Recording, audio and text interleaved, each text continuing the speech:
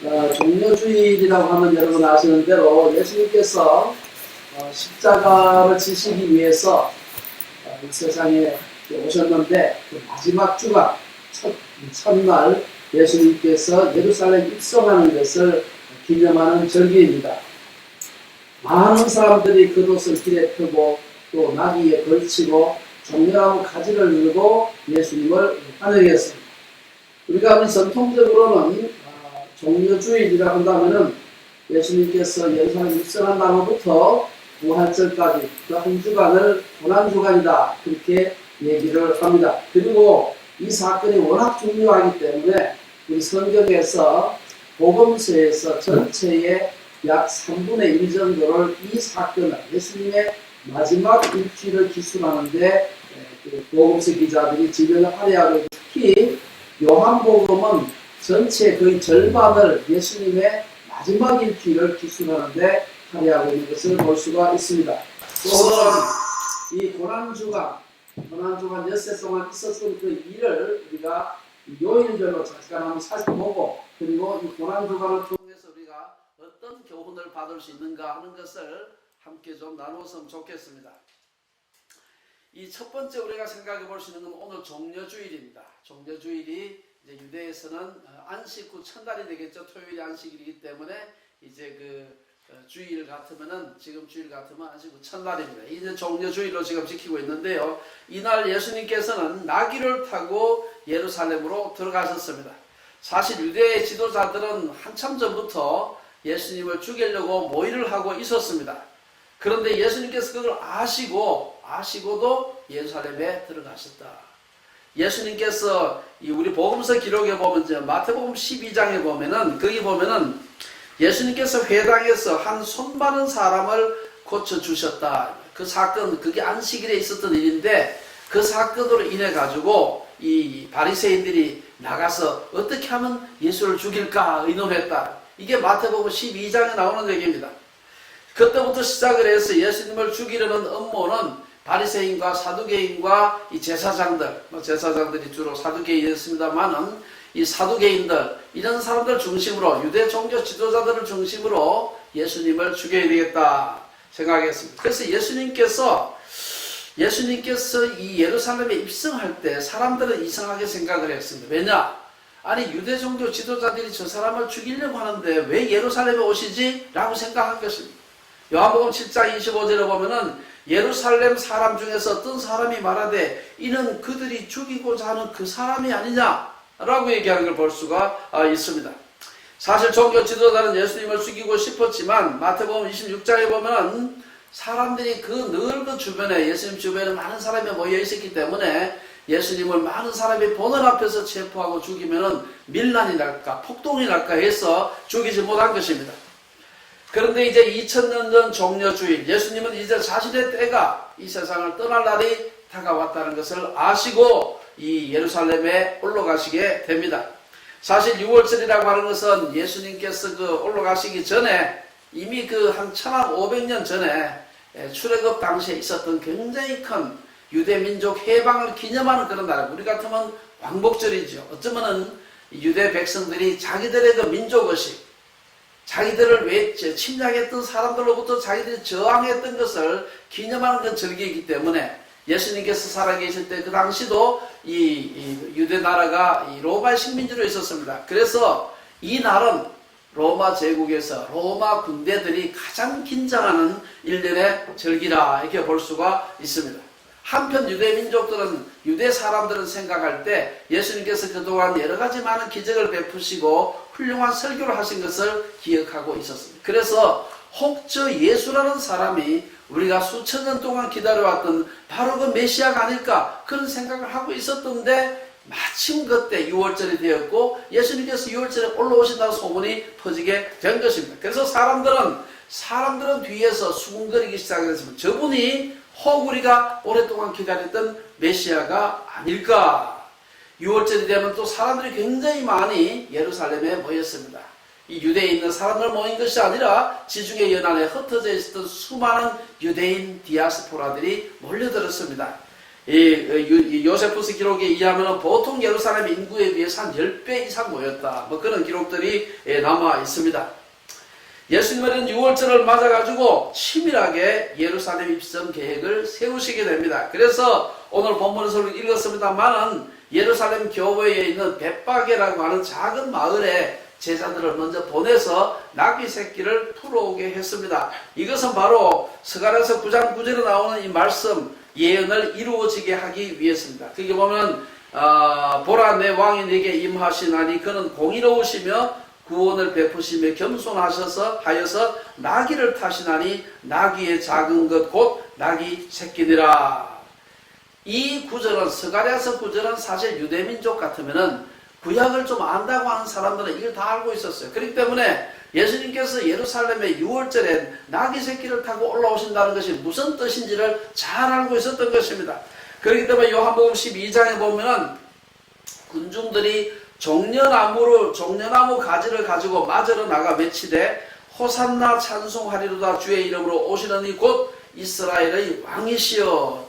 종려나무를 흔든다고 하는 것은 이것은 황제를 맞을 때 하는 예식입니다. 그래서 여기서 또 다윗의 자손이라 그러는데 이것은 단순히 다윗의 후손이라는 의미가 아니에요. 이것은 다윗의 후손, 다윗의 자손이라는 말은 메시아라는 의미입니다. 그렇기 때문에 그들은 예수님께서 입성하실 때 마태복음 21장에 보면은 무리의 대다수가 그들의 겉옷을 길에 펴고 다른 이들은 나뭇가지를 베어 길에 폈다 이렇게 되어 있습니다. 여러분 사실 이게 간단한 말입니다만 겉옷을 길에 폈다 하는 것이 아주 의미가 있습니다. 우리 인류 역사에서 우리 보통 사람들이 겉옷을 2벌 이상 가지게 된 것은 오래되지 않습니다. 산업혁명 이후에 비로소 사람들은 겉옷을 1벌, 2벌, 3벌 이렇게 지금은 훨씬 더 많습니다만은 그러나 그 이전까지만 해도 보통 사람은 겉옷을 대체로 1벌밖에 안 가지고 있었고 특히 예수님 당시는 산업혁명보다도 1800년 전입니다. 그때만 해도 사실은 겉옷이라고 하는 것은 보통 사람은 1벌밖에 없었고 그것은 사실은 어떤 의미에서 그 사람의 재산 목록 일부라고 할 수가 있어요. 이 겉옷을 갖다 그 위에 폈다 하는 건 요즘 우리가 그냥 옷 벗어서 폈다는 얘기하고 조금 다르다 하는 것을 기억을 해야 됩니다. 출애굽기 22장 26절에 보면 이 겉옷에 대한 얘기가 나오는데요. 여기 보면은 제가 우리 개역 성경에는 뭐라고 얘기하는가 하면 내가 만일 이웃의 옷을 전당 잡거든, 옷은 겉옷입니다. 옷을 전당 잡거든 해가 지기 전에 그에게 돌려보내라. 요걸 공동 번역에 보면 아주 재미있게 표현을 하고 있습니다. 출애굽기 22장 26절을 공동 번역으로는 덮을 것이라고는 그것밖에 없고 옷을 가릴 것이라고는 그 겉옷뿐인데 무엇을 덮고 자겠느냐. 그가 나에게 호소하면 자애로운 나는 그 호소를 들어주지 않을 수 없다. 겉옷이라고 하는 것은 그냥 입고 다니는 옷만이 아니에요. 밤이 되면은 덮고 자는 이불이 되는 것입니다. 그래서 이 귀한 겉옷을 예수님께서 오시는데 예수님이 밟은 것에 나아가서 그 예수님을 태운 나귀가 그 위에 지나가도록 깔았다는 것입니다. 어쨌든 이렇게 예수님께서 입성하신다는 유대 종교 지도자들은 긴장했습니다. 비밀리에 죽이려고 했지만 어떻게 예수님께서 비밀리에 어디 계신지 알 수가 없었던 것입니다. 예수님은 공개적으로 죽이기에는 너무 유명한 사람이었습니다. 그런데 그 예수님이 예루살렘에 입성하고 계셨습니다. 예수님은 그 유대인 종교 지도자들의 그 흉계를 알고 있었기 때문에 사실은 일부러 사람들이 다 많이 모인 6월절에 나귀 새끼를 타고 스가랴서의 그 예언을 사람들이 기억하고 있었기 때문에 그걸 타고 지금 예루살렘에 들어오신 것입니다. 그래서 오늘 우리가 이제 첫날 종려주일의 첫날 뭡니까? 종려주일의 첫날 예수님께서 예루살렘에 입성하시고 그 다음에 이제 그때부터 6일간 그야말로 고난주간의 여러 일들이 일어나게 되는데 이 첫째 그 다음 월요일 날을 보게 되면 월요일 그 사건은 마태복음 21장에 자세히 나오는데 이게 보면은 월요일에는 성전을 깨끗게 하시는 그런 일을 하셨습니다. 아마 예수님께서 6월절에 제물로 쓰실 것을 살려고 가다 보니까 성전에 드릴 그 제물은 다 성전에서 팔고 있었기 때문에 성전에 올라가서 보니까 성전에서 장사를 하는데 사람들의 등치는 그런 장사 몰입애들이 성전에 가득한 것입니다. 그래서 그들을 갖다가 예수님께서 이 환전 사람들의 좌판을 띄었고 이 짐승들의 파는 사람들을 막 내쫓아낸 걸 볼 수가 있습니다. 많은 사람들이 먼 곳에서 저 다른 나라에서 제사 드리러 왔는데 와서 소위 그 바가지 쓰고 도둑 맞은 심정으로 제사를 드릴 수밖에 없었습니다. 이것을 보고 예수님께서 마태복음 21장에 보면은 성전에 들어가셔서 성전 안에서 매매하는 자들을 내쫓고 돈 바꾸는 사람들의 상과 비둘기 파는 사람들의 의자를 둘러 엎으셨다. 그러면서 너희는 이 하나님의 집을, 기도하는 집을 강도의 소굴을 만들었다. 이렇게 책망을 한 것을 볼 수 있습니다. 그러니까 이제 종교 지도자는 더 화가 난 것이죠. 이것이 이제 화요일 되면은 갈등, 논쟁, 그야말로 불꽃 튀는 열전이 일어난 것을 볼 수가 있습니다. 이날은 예수님과 사두개인, 서기관, 바리새인들이 정면으로 충돌하게 됩니다. 그래서 예수님께서 다시 이 성전에 올라오시자 기다렸다는 것이 이들은 예수님께 질문하고 힐문하고 그들을 공격하는 걸 볼 수가 있습니다. 여기 보면 제사장들이 장로들과 더불어서 예수님께 도대체 네가 와서 사람들을 이 장사하는 사람들 쫓아내고 좌판을 뒤집는데 그리고 예루살렘 성전에 와서 설교하는데 네가 무슨 권위로 그렇게 하느냐 이 질문을 하게 됩니다. 예수님께서 그때 내가 무슨 권위로 이 일을 하는가 대답하기 전에 세례 요한에 대한 질문합니다. 요한의 세례가 어디로부터냐? 하늘로부터냐? 사람으로부터냐? 그래서 사람들이 이제 유대인 지도자들이 감히 대답을 못하죠. 그 내용은 성경에 다 나와 있습니다. 왜냐하면 그 25절에 보면은 마태복음 21장 25절에 보면 그들이 서로 의논하여 이르되 만일 하늘로부터라면 어찌하여 그를 믿지 아니하였느냐 할 것이요. 만일 세례 요한의 세례가 하늘로부터 왔다면은 예수님께서 그러면 너희들이 요한의 권위를 왜 인정하지 않았냐? 하여튼 예수님의 공격이 따라올 것을 너무나 잘 알고 있었던 것입니다. 어쨌든 종교 지도자들은 예수님은 올무에 빠뜨리려고 했지만 도리어 자기들이 올무에 빠지게 된 것입니다. 예수님의 케이오스이라고 할 수가 있습니다. 예수님은 여기서 그치지 않고 종교 지도자들의 속을 뒤집는 아주 중요한 세 가지 이 비유를 여기서 하게 됩니다. 여러분 잘 아는 포도원에 두 아들 보낸 얘기가 나와요. 첫째 아들 가라 했는데 첫째 아들은 안 가겠습니다. 둘째 아들은 가라 하니까 가겠습니다 했는데 첫째 아들은 나중에 가서 나중에 둘째 아들은 가겠다고 했다가 후에 가지 않았고요.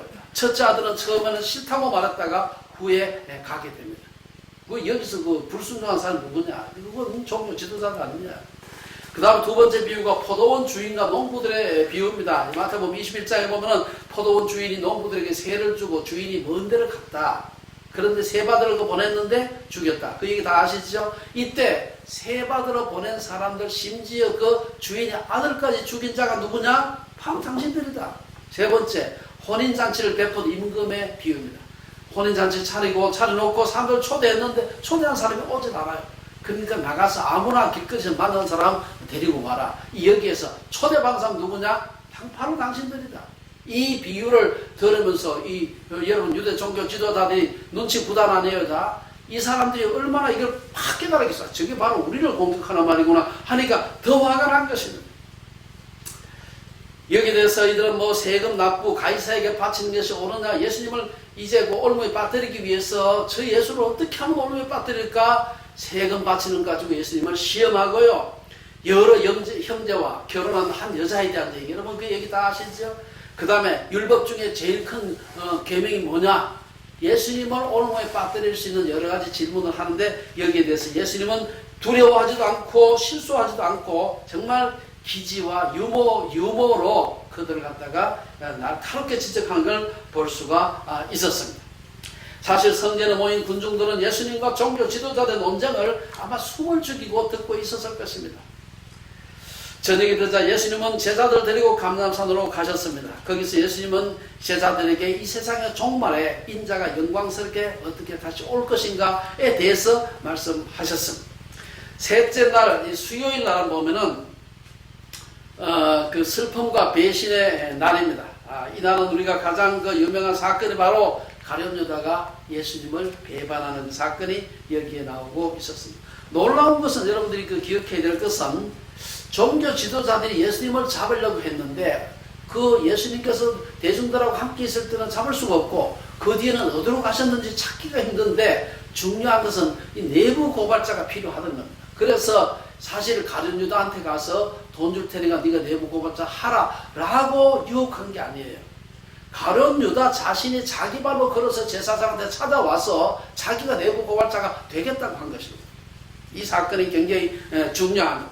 여기 보면 누가복음 22장에 보면 22장 4절 쭉 이하에 보면은 그 얘기가 쭉 나오고 있습니다. 그래서 가룟 유다 때문에 소위 내부 고발자 때문에 이 유대 종교 지도자들은 예수님을 체포해서 죽일 수 있게 된 것을 볼 수가 있습니다.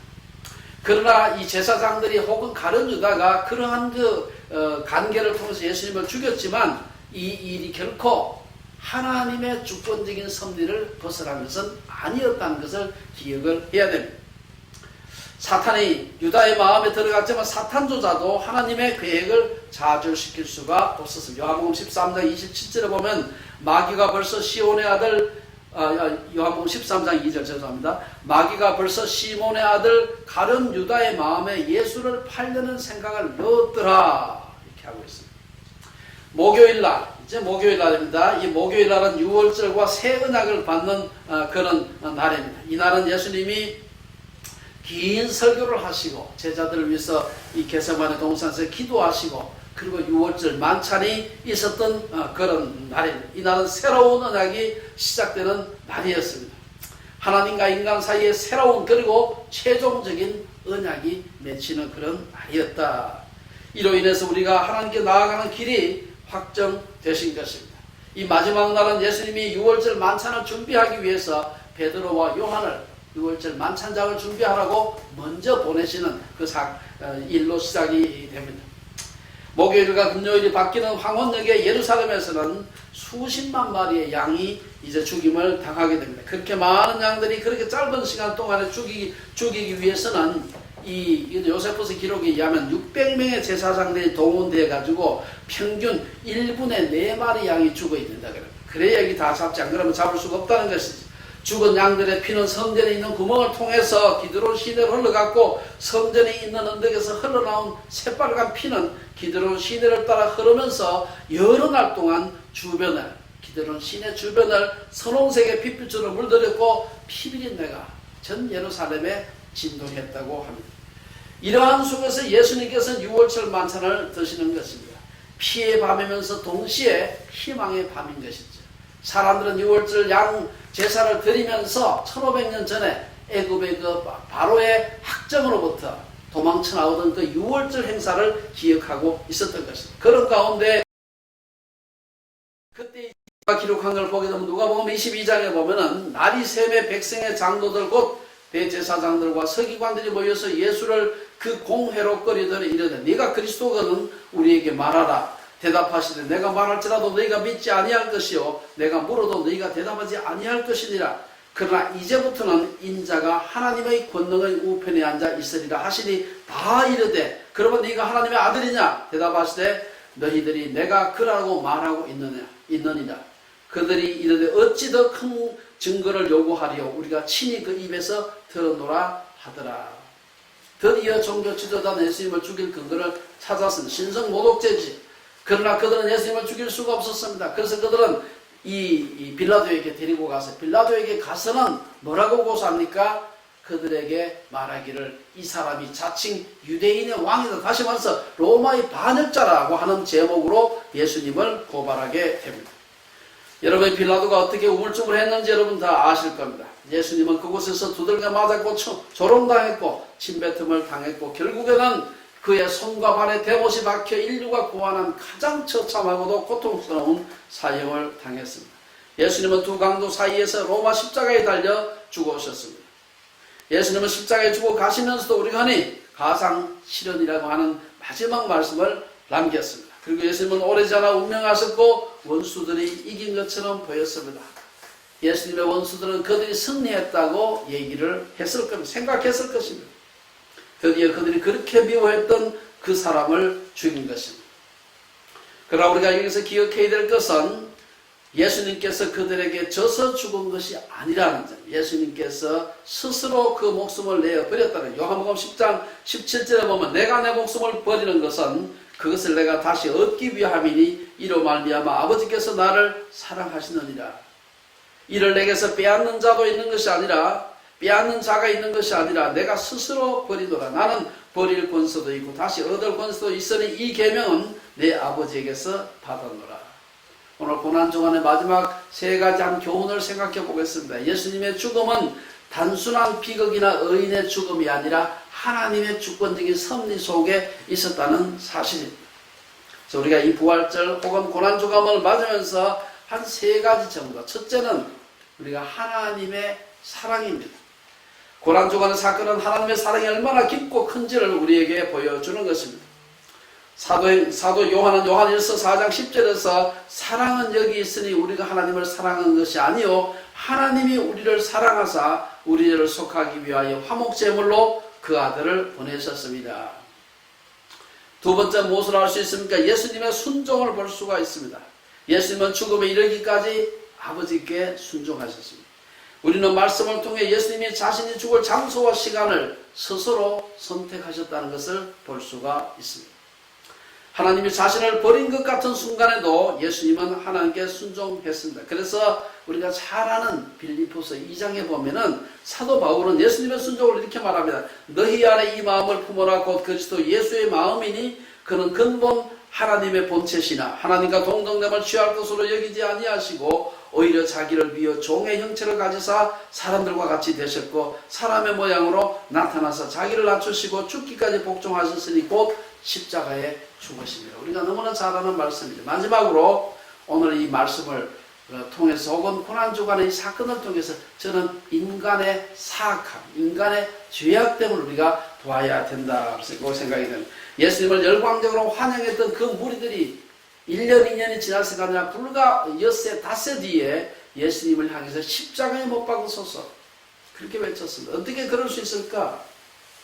아마 군중들은 예수님께서 예루살렘에 입성하실 때까지만 해도 저분이 우리를 구원할 메시아가 아닐까, 그동안 행하신 여러 가지 말씀과 그 이적 기사들을 봤을 때 저분이 예루살렘에 입성하는 것은 곧 유대의 곧 해방을 의미할 것이다. 로마 군인들을 퇴치하고 물리치고 유대를 해방시킬 것이다.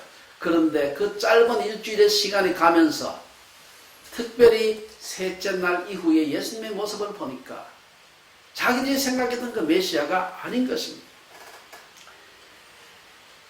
수요일을 지나면서 상황이 반전되기 시작합니다. 가룟 유다가 배신하게 되고요.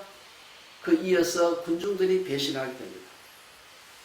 밤새 신문을 받으신 후 예수님은 금요일에 드디어 무리 앞에 섰는데 놀라운 능력으로 로마 군인들을 통쾌하게 무찌를 줄로 기대했던 예수님께서 가만 보니까 아무런 일도 행하지 않으시고 그냥 그들 앞에서 재판받으시고 끌려다니고 조롱받고 가만 보니까 예수님은 갈릴리 시골의 한 사람에 불과했던 것입니다.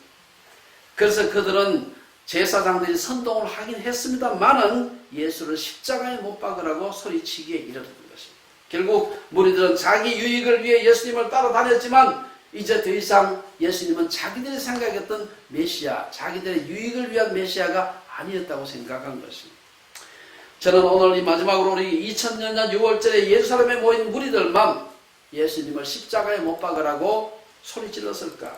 오늘날도 우리가 하나님의 주권적인 사랑과 성부 하나님에 대한 예수님의 온전한 순종을 통한 구원의 도리를 겸손하게 받아들이기보다도 자기 욕심에 부응하는 메시아를 기대하고 있었다면 사실은 2000년 전 유대인들, 소리질렀던 그 유대인들과 우리가 뭐가 다르냐?